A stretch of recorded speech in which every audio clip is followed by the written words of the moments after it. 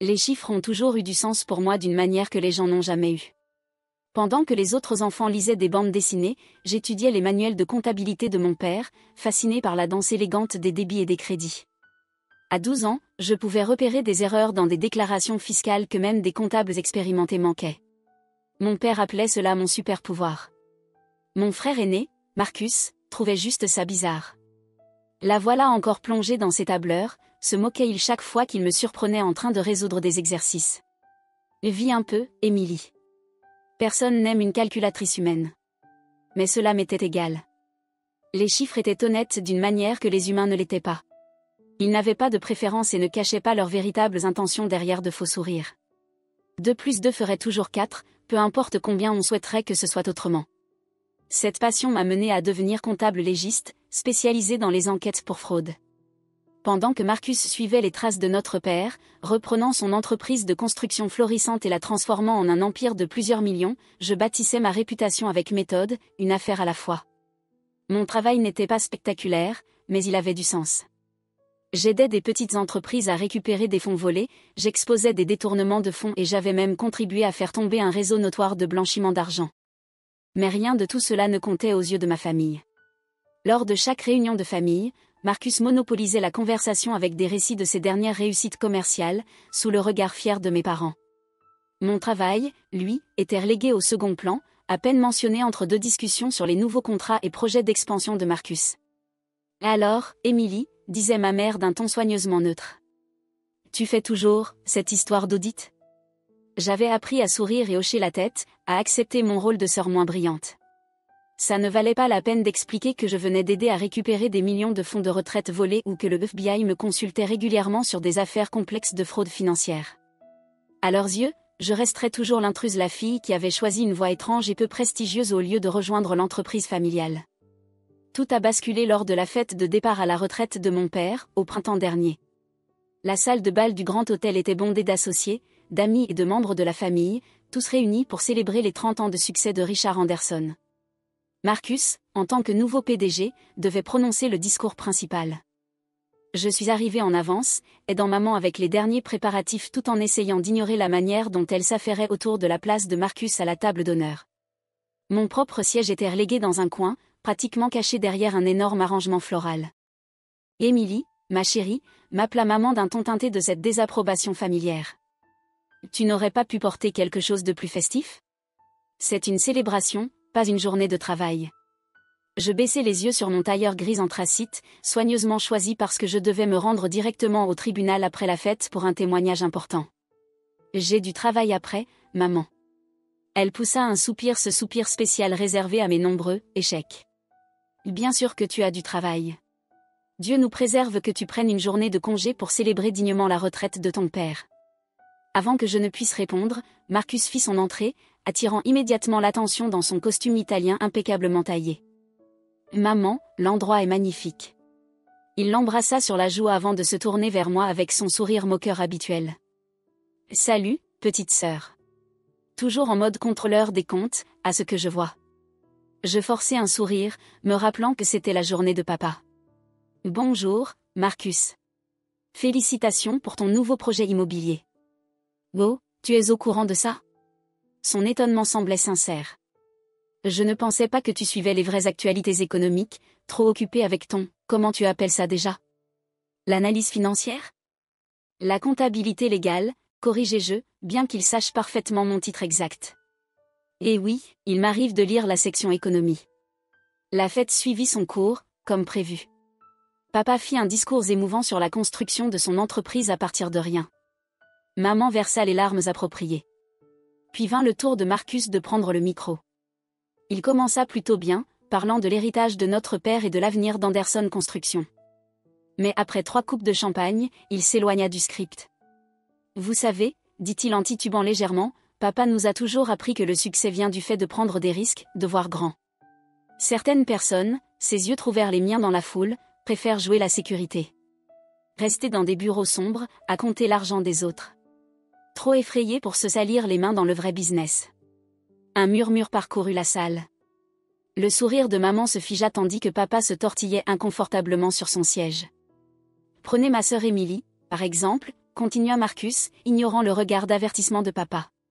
Elle aurait pu faire partie de quelque chose de grand, contribuer à faire prospérer l'héritage familial. Au lieu de ça, elle a choisi de devenir une comptable glorifiée, passant ses journées à chipoter sur des reçus et des relevés bancaires. Je restais parfaitement immobile, mon visage soigneusement impassible, tandis qu'il poursuivait son monologue alcoolisé. Mais franchement, ça sert à quoi? Quelle valeur apporte réellement quelqu'un comme ça au monde? Les vrais comptables aident les entreprises à croître. Mais la comptabilité légale? Il éclata de rire, un son sec et cruel. C'est juste un terme pompeux pour dire dénonciateur professionnel. Totalement inutile dans le monde des affaires. La salle était devenue inconfortablement silencieuse. Je sentais les regards pleins de pitié des tables voisines, je voyais la mortification de maman et la colère de papa. Mais je ne bougeais pas, ne réagis pas. J'avais appris depuis longtemps que montrer la moindre émotion ne ferait que donner à Marcus plus de munitions. Marcus, intervint enfin papa, d'une voix sévère. Ça suffit. Mais Marcus était lancé. Non, papa, il faut le dire. Pendant que je suis dehors à gagner de l'argent, à bâtir du concret, Émilie joue au détective avec ses tableurs. C'est embarrassant. Elle s'en va, terminé jeu pour lui, me levant calmement. Je m'en vais. Papa, encore félicitations pour ta retraite. Désolé, mais j'ai une audience au tribunal que je ne peux pas manquer. Je sortis la tête haute, ignorant les supplications de maman pour que je reste et les appels avinés de Marcus, tu vois. Même pas capable de prendre une blague. J'avais un travail à faire. Un témoignage à donner qui aiderait à condamner un homme ayant volé des millions au fonds de retraite de ses employés. Mon travail avait du sens que ma famille le comprenne ou non. Les 3 mois suivants passèrent dans un tourbillon d'affaires et d'audiences au tribunal. J'ignorais les appels de mes parents, supprimais sans lire les messages d'excuses à moitié sincères de Marcus, et me jetais à corps perdu dans mon travail. Puis, un mardi matin pluvieux de septembre, tout bascula. L'appel arriva à 7h15, juste au moment où je m'installais dans mon bureau avec mon premier café de la journée. Le nom de Marcus s'afficha sur l'écran de mon téléphone, et pendant un instant, j'envisageais de le laisser filer vers la messagerie vocale. Mais quelque chose l'instinct, peut-être, ou juste des années d'obligation en tant que grande sœur me poussa à répondre. Émilie. Sa voix était rauque, désespérée d'une manière que je ne lui avais jamais connue. J'ai besoin de ton aide. L'entreprise, il y a un problème. Un gros problème. Je me renversai dans mon fauteuil, luttant contre l'envie de lui rappeler à quel point mes compétences étaient censées être inutiles. Quel genre de problème? Les chiffres ne collent pas. De l'argent a disparu, beaucoup d'argent. Des millions. Marcus, je ne peux pas. Il prit une inspiration tremblante. Et s'il te plaît, monsieur, je sais que je ne mérite pas ton aide, mais ce n'est pas seulement moi qui suis en jeu. Le fonds de retraite de papa est lié à l'entreprise. Si quelque chose est arrivé... Je fermai les yeux, sachant déjà que je n'allais pas refuser. Pas avec l'avenir de papa en danger. Envoie-moi tout ce que tu as, relevé bancaire, contrat de fournisseur, transactions. Tout, sur au moins les 2 dernières années. Merci, murmura-t-il, la voix au bord des larmes. Émilie, je le coupai. Je ne fais pas ça pour toi. Je le fais pour papa. Et Marcus, ce n'est pas gratuit. Mon tarif habituel est de $500 de l'heure. Un long silence suivit avant qu'il ne réponde. C'est juste. Plus que juste, vu les circonstances. Je vais libérer mon emploi du temps pour les prochains jours. Fais-moi livrer les documents à mon bureau avant midi. Je raccrochai avant qu'il ne puisse ajouter quoi que ce soit de plus, me préparant mentalement à ce qui promettait d'être une enquête intense. J'étais loin d'imaginer que j'allais découvrir quelque chose d'encore plus vaste et bien plus personnel que nous ne l'aurions cru. Les documents arrivèrent à exactement 11h58. 14 cartons remplis de dossiers financiers, de contrats et de notes internes. Marcus avait toujours eu le sens du timing dramatique. Je libérai ma salle de conférence, commandai un déjeuner et me préparai pour une longue journée. À minuit, j'avais mes premiers soupçons. À la fin de la semaine, j'avais des preuves. Et ce que je découvris me glaça le sang. La fraude n'était pas seulement massive, elle était ingénieuse. Quelqu'un avait tissé un réseau complexe de faux fournisseurs, de factures gonflées et d'employés fantômes, le tout conçu pour siphonner de l'argent de l'entreprise avec une fluidité telle que même un homme d'affaires expérimenté comme Marcus n'y avait vu que du feu. Mais ce qui attira particulièrement mon attention, ce furent les dates. Ce système ne datait ni de 3 mois, ni de 6 mois. Il avait commencé exactement 1 an avant la retraite de papa. J'étais en train d'examiner une série de transactions particulièrement suspectes lorsque la porte de mon bureau s'ouvrit brusquement.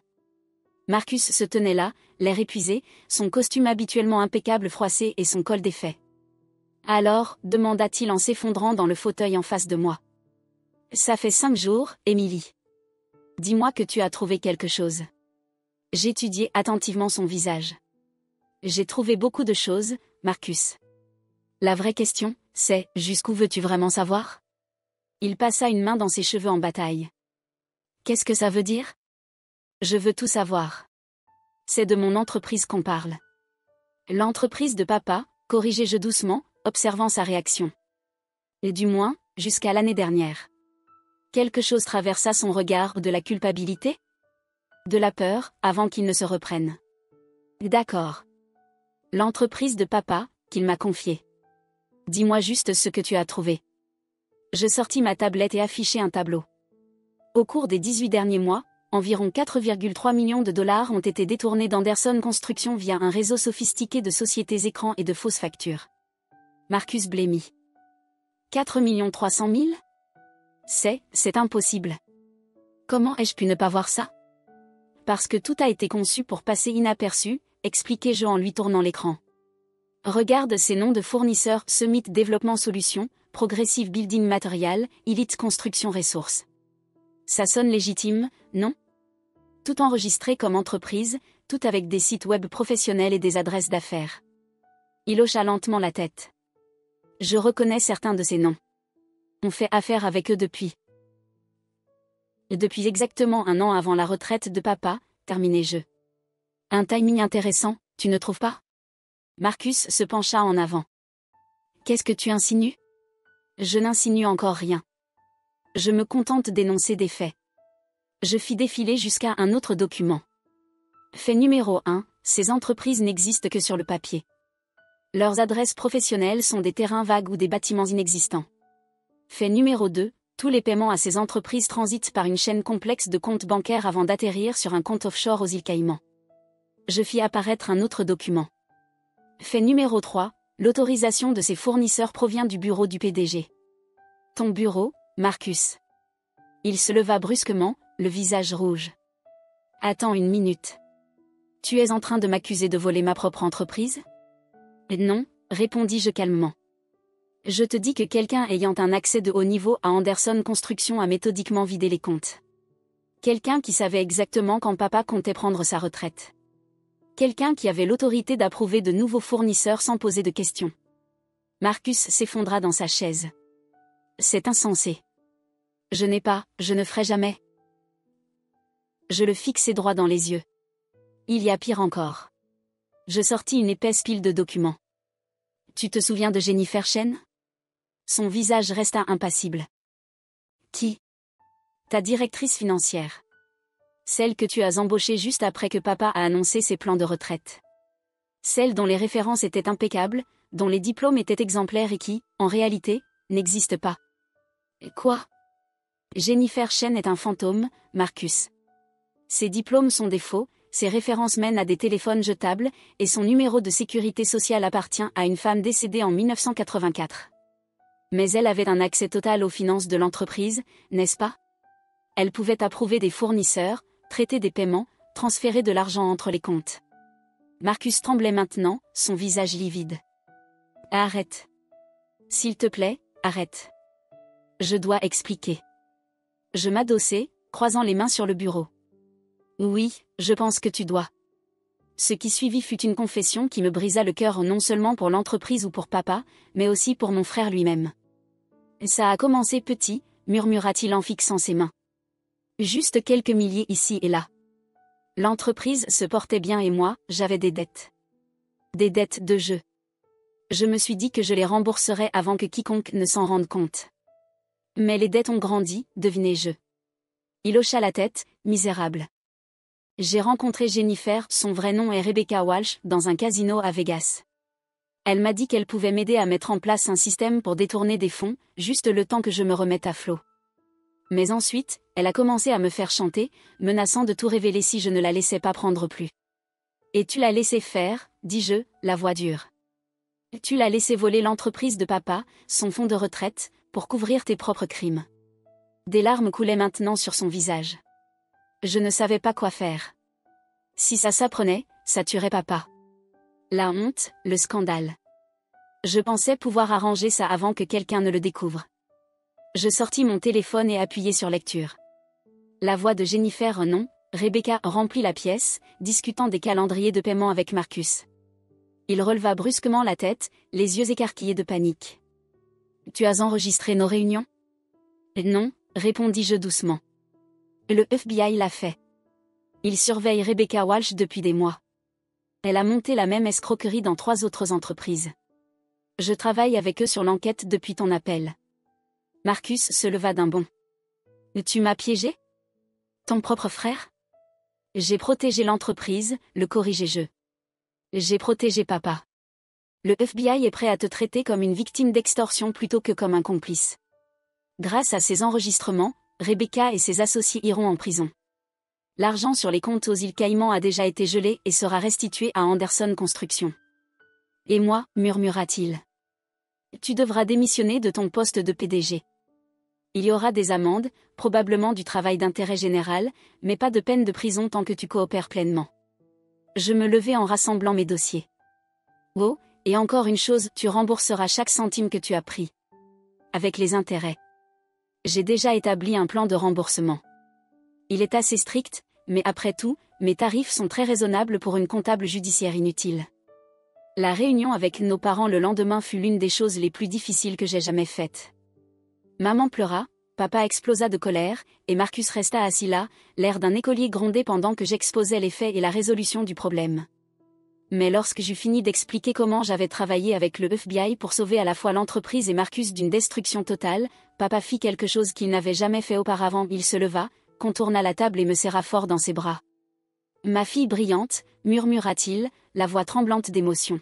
« Je suis tellement fier de toi. » C'était il y a 6 mois.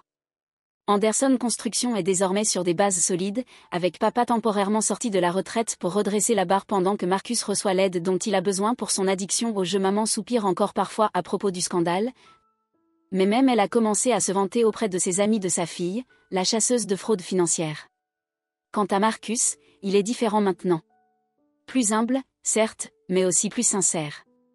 La semaine dernière, il est passé à mon bureau avec un café et une véritable excuse. J'étais jaloux, a-t-il admis en fixant sa tasse. Tu fais toujours tout paraître si facile, si clair. Les chiffres, les schémas, les problèmes, tu les résous différemment. Je voulais être aussi sûr de moi, aussi confiant dans mes capacités. Au lieu de ça, j'ai essayé de te rabaisser pour me sentir plus grand. J'ai accepté son café et ses excuses, mais pas son apitoiement sur lui-même. Tu es doué pour plein de choses, Marcus. Gérer des équipes, superviser des projets, inspirer les gens à donner le meilleur d'eux-mêmes. Ce sont de vraies compétences. Tu t'es juste perdu en chemin ? Il hocha lentement la tête. Ouais, c'est vrai. Mais tu m'as retrouvé. Finalement, être une balance professionnelle a ses avantages. Je lui ai lancé un crayon, et pour la première fois depuis des années, nous avons vraiment ri ensemble. Hier, papa m'a appelé pour me demander si je voudrais envisager un rôle permanent chez Anderson Construction, à la tête d'un nouveau département de conformité et d'audit. On a besoin de ton regard, m'a-t-il dit. Ta façon de voir les choses. Il est temps que cela devienne une véritable entreprise familiale, avec toutes nos forces réunies. Je ne lui ai pas encore donné de réponse. Une partie de moi aime son indépendance, sa réputation de consultante solo. Mais une autre partie se souvient de la petite fille qui étudiait les livres de comptabilité de son père, rêvant de travailler aux côtés de sa famille. Peut-être qu'il est temps d'ouvrir un nouveau chapitre. Après tout, les chiffres ne mentent pas, mais parfois, ils nous disent quand il est temps de changer. En fin de compte, la famille, c'est un peu comme une équation complexe.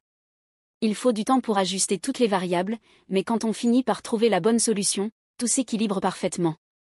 Parfois, il suffit d'un expert en comptabilité judiciaire pour montrer à tout le monde comment les chiffres doivent réellement s'additionner.